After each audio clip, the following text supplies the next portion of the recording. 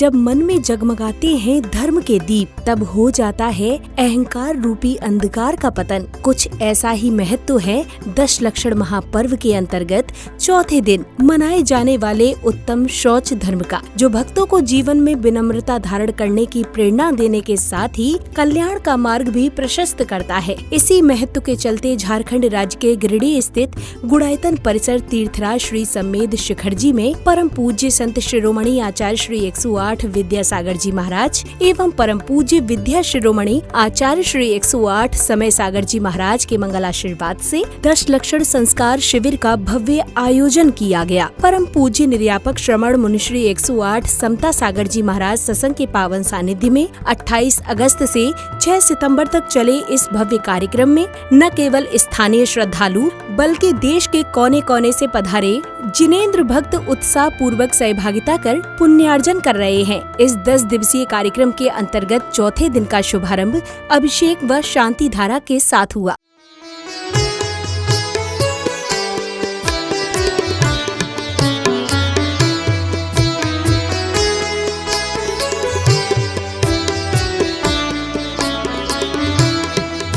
मैं परम पूज्य जिनेंद्र प्रभु को भाव से वंदन करूं, मन वचन काय त्रयोग पूर्वक शीश चरणों में धरूं। सर्वज्ञ केवल ज्ञान धारी की सुछवे और मैं धरूं, निर्ग्रंथ पावन वीतराग।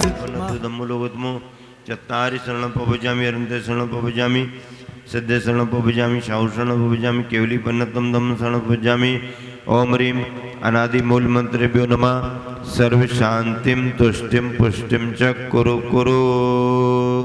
ओम नमो रते भगवते श्रीमते श्रीमद्भागवते शंकराय द्वादश गुण प्रवेशिताय शुक्ल ध्यान पवित्राय सर्वज्ञाय स्वयंभवे सिद्धाय बुद्धाय परमात्मने परम सुखाय त्रैलोकमयी व्याप्तानंद संसार चक परिमर्दनाय अनंत ज्ञान दर्शन बीजकास्पदाय त्रिलोकमयी व्याप्तानंद संसार चक परिमर्दनाय अनंत ज्ञान दर्शन बीजकास्पदाय त्रिलोक शंकराय सत्य ज्ञान सत्य ब्रह्मणे धरणायन प्रणामंडल मंडिताय शारिका शराब शराविका चतुर्संगोपसर विनाशनाय घातिकर विनाशनाय घातिकर विनाशनाय अबाधम अस्माकम मृत्युम अधिकामम रतिकामम क्रोधम पापम वैरम च अग्निवायु भयम सर्वशत्रु विघ्नम सर्वोपसर्गम सर्वविघ्नम। इसी क्रम में आगे पुण्यशाली परिवारों ने पूज्य गुरुवर का पाद प्रक्षालन कर आशीर्वाद प्राप्त किया।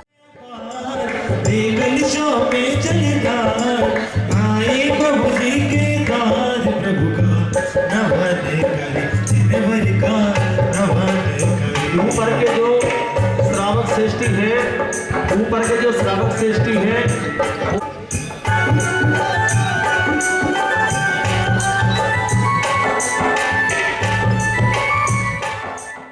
पाद प्रक्षालन के बाद सौभाग्यशाली परिवारों ने संगीतमय वातावरण में झूमते थिरकते अर्घ्य आदि अर्पित कर पुण्य लाभ अर्जित किया। ओम ह्रीं शर सिद्धाचार्योपाध्याय सर्वसाधो जिन धर्म जिन आगम जिन चैत्य समो नमः अन्य प्राप्ताय अर्घ्यं नृपामि ते। ओम ह्रीं शर सिद्धाचार्योपाध्याय सर्वसाधो जिन धर्म जिन आगम जिन चैत्य समो नमः।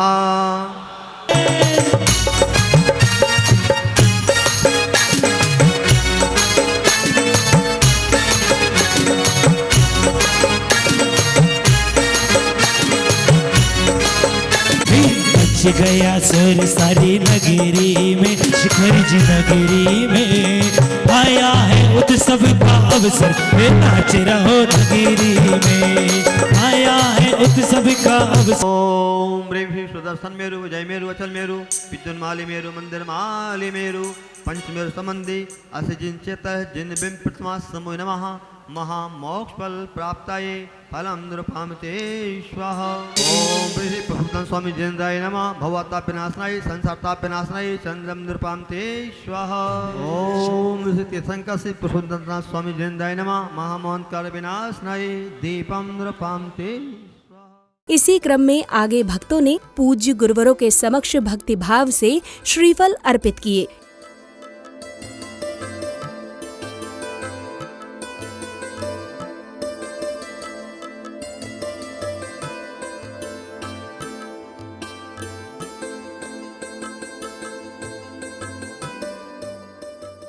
श्रीफल अर्पित करने के पश्चात कार्यक्रम में पधारे विशिष्ट व गणमान्य जनों का तिलक लगाकर एवं पगड़ी पहनाकर स्वागत सम्मान किया गया, जिसके उपरांत भक्तों ने पूज्य गुरुवरों को शास्त्र भेंट कर भक्ति भावना भाई।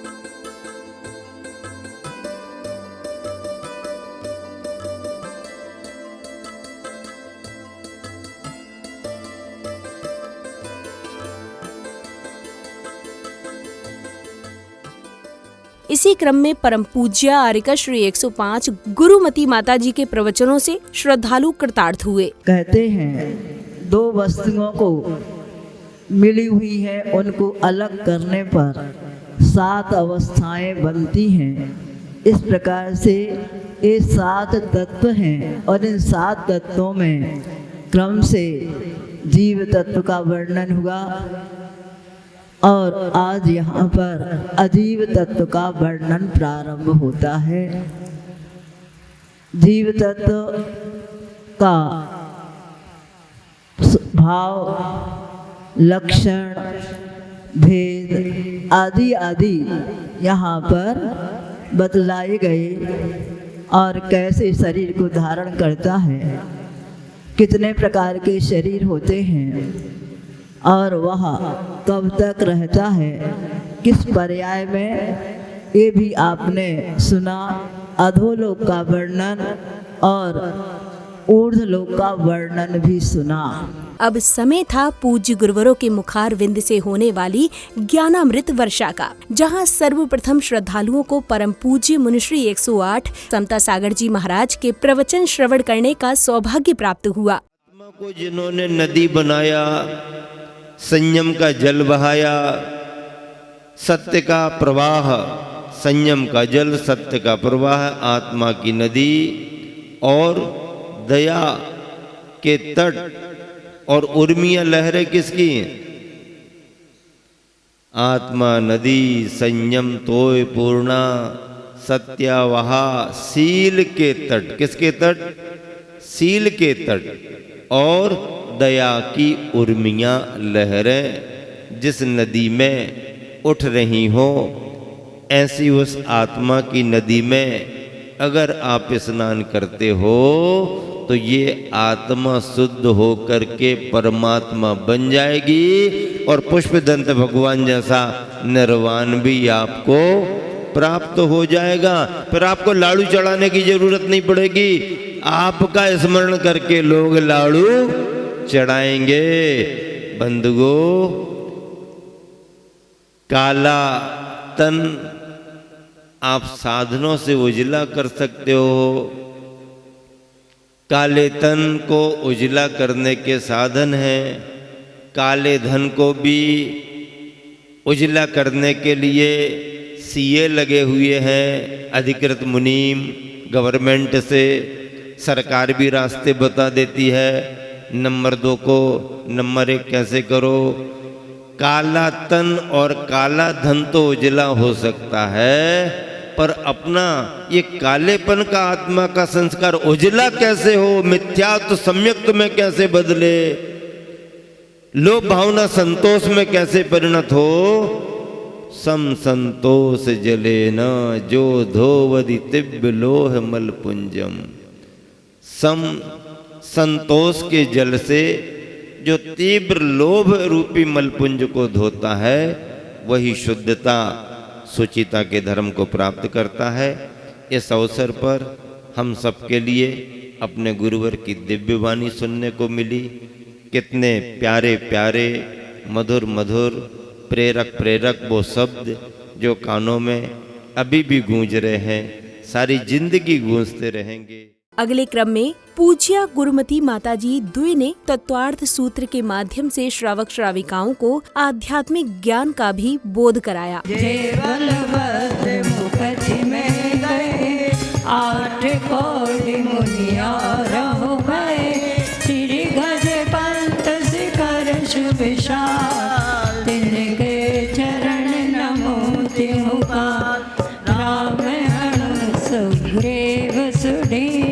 गवय गवाक्ष नील महानील कौडिन ज्ञानव मुक्ति पया तुंगी गिरी गंगाधरी ध्यान अनंग कुमार सुजान पाँच कोड़ी अर्ध प्रमाण मुक्ति गए सोनागिर शीश ते बंदा त्रिभुवनपति रावण के सुतवादि कुमार मुक्ति गए रेवा तटसार पदेश संहार विसर्पाभ्याम प्रदीपवत गति स्थित्युपग्रहो धर्माधर्मयो रूपकार विपरीतम मनोज्ञस्य वेदनायाश्च निदानं च तद विरत देश विरत प्रमथ संयतानाम। अब वह समय आया जिसकी सभी को प्रतीक्षा थी, यानी परम पूज्य निर्यापक श्रवण मुनिश्री 108 अतुल सागर जी महाराज की अमृत वाणी श्रवण करने का सौभाग्य प्राप्त हुआ। श्री जी का कहना है कि ये कुमार जैसा इनका क्या होता है, जो उनका रूप रहता है, उनकी जो ड्रेस रहती है, उनके जो वाहन रहते हैं, ये बच्चों जैसे रहते हैं। यानी बच्चे मतलब जो किशोर अवस्था के रहते हैं, इसलिए इनको कुमार शब्द से कहा गया है। आगे व्यंतरों के जो 8 कहे थे भेद, तीसरे सूत्र में भी कौन कौन से हैं, तो यहाँ बता रहे हैं व्यंतरा किन्नर किम पुरुष महोरा गंधर्व यक्ष राक्षस भूत पिशाचा। अब व्यंतर कौन कौन से हैं, तो पहला व्यंतरा, व्यंतर यानी जो व्यंतर के 8 भेद हैं उनमें पहला भेद है किन्नर, दूसरा है किम पुरुष, तीसरा महोरक, चौथा गंधर्व, पांचवा यक्ष, छठवां राक्षस, सातवां भूत और आठवां पिशाच। तो ये जो क्या हैं व्यंतर देव हैं। भूत और पिशाच भी 2 नाम आए अंत में। लोग कहते ना भूत लग गए, भूत हैं, या मरता है व्यक्ति तो भूत बन जाता। भूत बनता है का मतलब ये नहीं है कि उसकी आत्मा यहाँ वहाँ भटकती रहती है। वह तो 1, 2, 3 और ज़्यादा से ज़्यादा 4 समय में जहाँ जाना वहाँ जाके जन्म ले लेती है। लेकिन यदि वो जाकर के भूत जाति के व्यंतर देवों में जन्म लेती है तो भूत जाति का व्यंतर देव बन करके फिर यहाँ वहाँ भटकता है, ना कि वो बिना शरीर धारण करे। ऐसा नहीं समझना, वो तो बन गया है व्यंतर देव भूतनाथ जाति का। अब वो भूत जाति का देव भले ही कहीं आ जा सकता है और कुछ भी कर सकता है, अच्छा बुरा, क्योंकि उन पर श्राप और अनुग्रह की शक्ति सब देवों के पास अपनी अपनी सीमा में होती है। आगे आएगा, बताएंगे। अगला ज्योतिष देवों का। ये देव जो होते हैं ये जन्म से मिथ्या दृष्टि ही होते हैं, भवनवासी हों चाहे व्यंतर हों या ज्योतिष हों, लेकिन बाद में सम्यक दर्शन ले सकते हैं। लेकिन जैसे महाराष्ट्र वाले भगवान को देव और देवालय बोलते हैं, है ना, तो ये देव वो देव नहीं हैं जिनको आप वो देवादि देव कहलाते हैं। देवों के भी देव है, वो बीतरागी जिनेंद्र देव, है ना, और ये सामान्य देव गति के जीव हैं।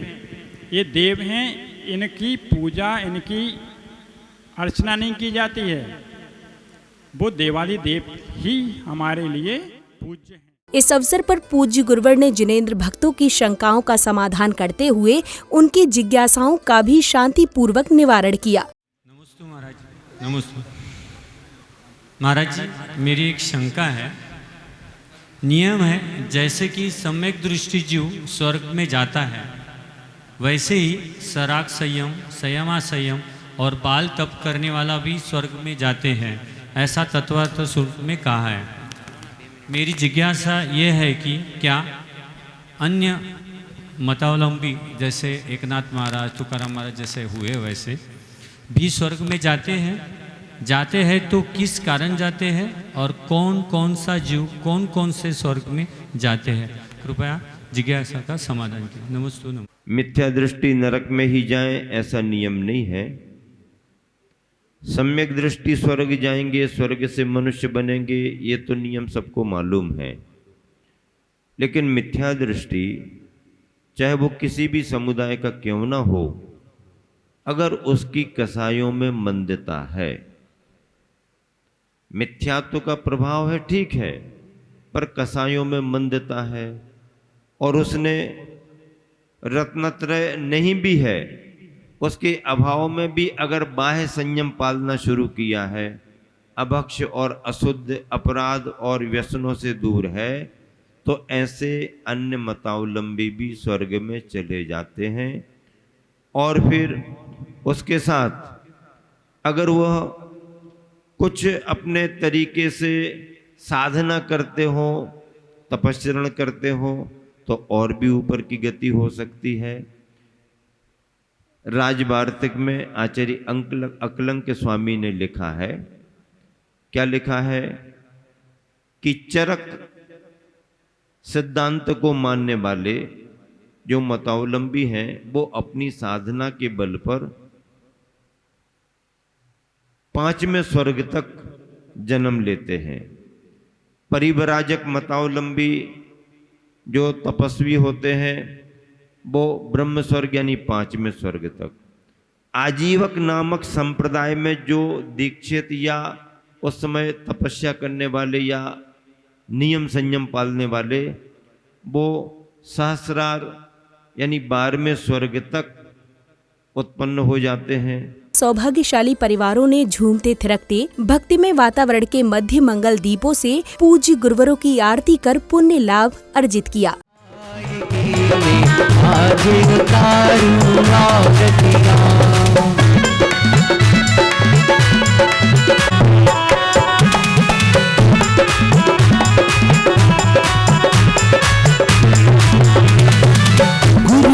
पांच झूम के पुरवाने बड़े बाबा ये भक्ति करो झूम झूम के। सागर जी छोटे बाबा ये भक्ति करो झूम झूम के।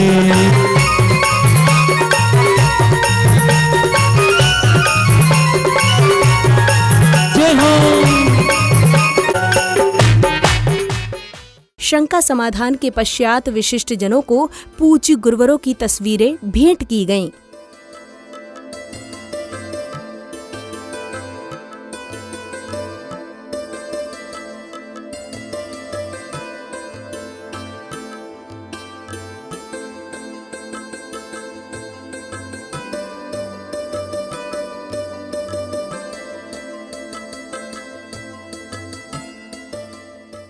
कार्यक्रम की अगली कड़ी में पदाधिकारियों एवं विशिष्ट जनों ने कार्यक्रम की सफलता पर हर्ष जताते हुए विचार भी व्यक्त किए। हम 2004 से महाराज जी के इस संघ में शिविर में दशलक्षण शिविर में मुक्तागिरी से जुड़े हैं और जब से आज हमारा ये 20 साल पूरे हो गए और 21 साल चालू है। इस शिविर में दशलक्षण शिविर में संयम तप ध्यान और इसका जो माहौल होता है वो अलौकिक होता है, चमत्कारिक होता है और हमें जो लाभ मिला है ये मोक्ष लक्ष्मी ये सब यहाँ पर इसका ज्ञान अलभ्य है। हमारे यहाँ सन 2014 में वर्धा में जब से वात्सल्य मूर्ति परम पूज्य गुरुदेव समता सागर जी महाराज जी का चातुर्मास का लाभ मिला, तभी से हम कोई 1-2 वर्ष का अपवाद छोड़कर बाकी सभी जगह शिविर में आने का प्रयास करते हैं, कुछ सीखने का प्रयास करते हैं, अपने जीवन में परिवर्तन लाने का प्रयास करते हैं और उसमें हम काफ़ी हद तक सफल हो रहे हैं। क्योंकि यहाँ मुनिराज जी के सानिध्य में 10 दिन का जो आनंद मिलता है वो हमारी बैटरी पूरी साल भर के लिए चार्ज हो जाती है, ऐसा हम समझते हैं।